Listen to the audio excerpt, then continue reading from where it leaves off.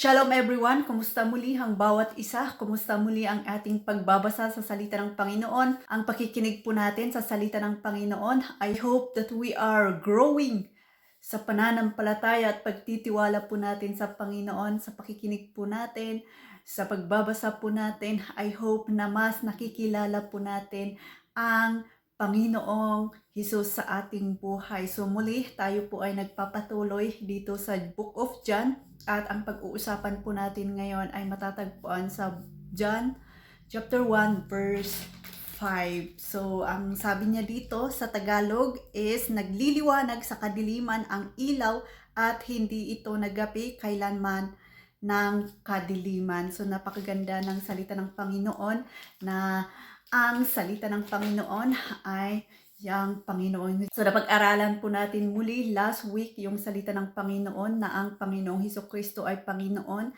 Yan po yung sinabi sa John 1:1 at sa John 5, siya po ay liwanag, siya po ay ilaw na nagliliwanag na kailanman ang kadiliman ay hindi niya ito matatalo. Ang liwanag na nasa kay Panginoon ay hindi ito matatalo ng kadiliman. So, lagi po nating isipin na ang Panginoong Hesukristo ay Panginoon. Siya ay ilaw, siya ay buhay. Kaya maraming salamat din sa buhay ng ating Panginoon na siya yung nagliliwanag at patuloy na nagliliwanag kailanman. Wala pong hangganan ang kanyang pagliliwanag. Kahit makatagpo tayo ng darkness or kadiliman sa ating buhay, kadiliman sa kung saan-saan is matatagpuan po natin ang liwanag na ipagkakaloob ng ating Panginoong Hesukristo kung inaalaw po natin ang ating sarili na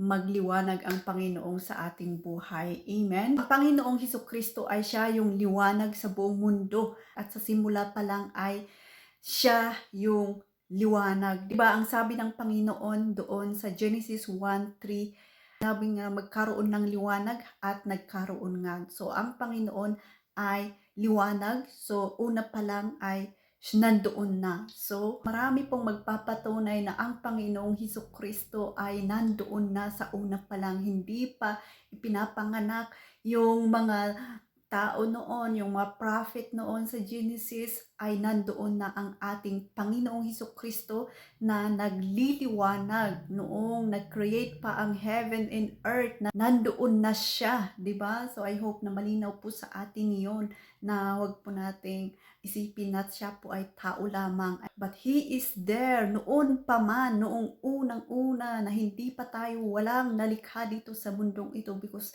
He is involved to the creation of heaven and earth. At hanggang ngayon ay nagliliwanag po siya sa darkness ng buhay mo. Okay, so hanggang ngayon ay nagliliwanag po siya sa darkness sa ating mga buhay. Amen? Napakabuti ng Panginoon dahil ang kanyang liwanag ay unstoppable. Amen? So kahit may mga darkness, kahit may mga kadiliman sa ating mga pananampalataya, sa ating pagtitiwala sa Diyos, there is always light in Him and through Him. Di po ba? Kaya laging magpasalamat sa Panginoong Hesukristo dahil siya yung nagliliwanag po sa ating buhay at sa mga tao ding mga ginagamit po niya, dahil yung liwanag ay marami pong naaabot hanggang sa atin, ay inaabot po niya tayo, at sa next generation marami pong maaabot dahil sa liwanag na iyon na galing sa Panginoon. Amen. So praise the Lord sa salita ng Panginoon, at ang Panginoong Hesukristo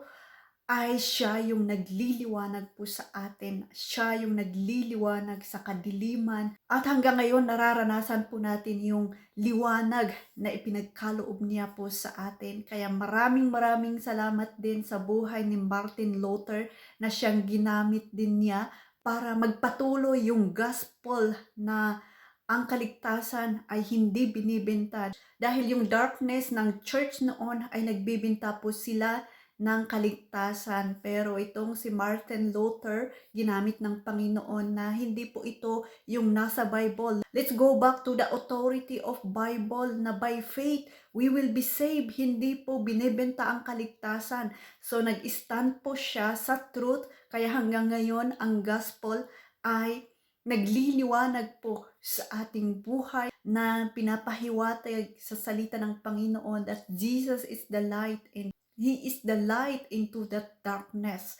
So glory to God sa buhay ni Martin Luther na siyang ginamit ng Panginoon to stand for the truth na ang kaligtasan is by faith, not by works, at hindi po binibenta ang kaligtasan para magkaroon lang po tayo ng church. So yun po yung history ng church before, kaya lumaganap ang liwanag dito sa buong mundo dahil sa ginamit ng Panginoon to stand for the truth. So tayo din, kung tayo po ay nakatagpo ng liwanag, natagpuan po natin ang liwanag, is we contribute, gamitin po natin ang buhay po natin para mag-contribute ng liwanag dito sa buong mundo through the name of Jesus Christ, in the name of Jesus Christ, because we believe that our Lord Jesus Christ is light into this world. Kaya kung natagpuan din po natin, we contribute light kung saan man po tayo naroroon.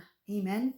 Dahil napakalaking influensya yung ginawa ni Martin Luther na nag-stand po siya sa katotohanan na ang kaligtasan is let's go back to the Bible. Kaya hindi na po talaga issue ang religion kung paano mo tagpuan ang Panginoong Hesukristo, na ang Panginoong Hesukristo ay Panginoon sa iyong buhay at siya yung liwanag, siya yung kaligtasan mo, hindi ang pagiging pag-anib sa isang religion, hindi yung mga by works yung makakaligtas po sa atin, kundi kung paano po natin nauunawaan, kung paano po natin tinatanggap si Panginoong Hesukristo sa ating buhay at siya yung nagliliwanag po sa ating buhay.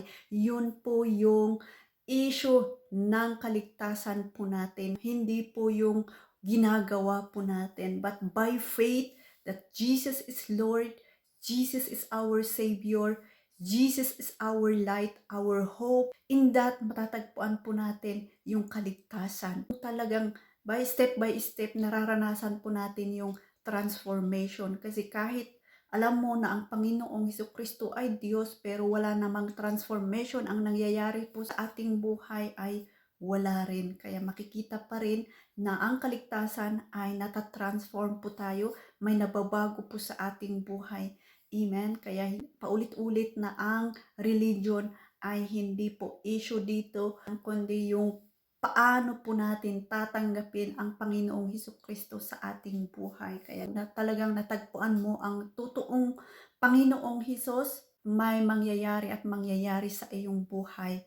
Yun po yung magliliwanag sa ating buhay kung paano mo natagpuan ang Panginoong Hesukristo. Kaya maraming salamat din sa mga buhay ng mga nagliliwanag sa mundong ito, dahil nag-grow po tayong lahat at talagang nararanasan po natin yung liwanag na ipinagkaloob ng Panginoon, na kailanman hindi ito matatalo ng kadiliman, na kahit kadiliman, ito po ay tinalo ng ilaw na nanggagaling sa Panginoon. Okay, so wag po nating itago yung ilaw na natagpuan po natin sa Panginoon, dahil ang liwanag ay dapat nagsashine po yan. Nakakita po ba tayo ng ilaw na nakatago? Hindi. Dapat nakalabas po yan, di po ba? Kaya magliwanag po tayo sa salita ng Panginoon. Let us contribute light through Jesus Christ. Okay, so let it be na isa ka na nagiging ilaw kung saan ka man naroroon. Ilaw ka sa pamilya mo, ilaw ka sa trabaho mo. Okay, so kahit in a simple way, magiging ilaw po tayo sa mundong ito. Okay, so yun lamang po. Jesus is our light, Jesus is our Lord, Jesus is our hope, and Jesus is our Savior. So maraming salamat. God bless and shalom.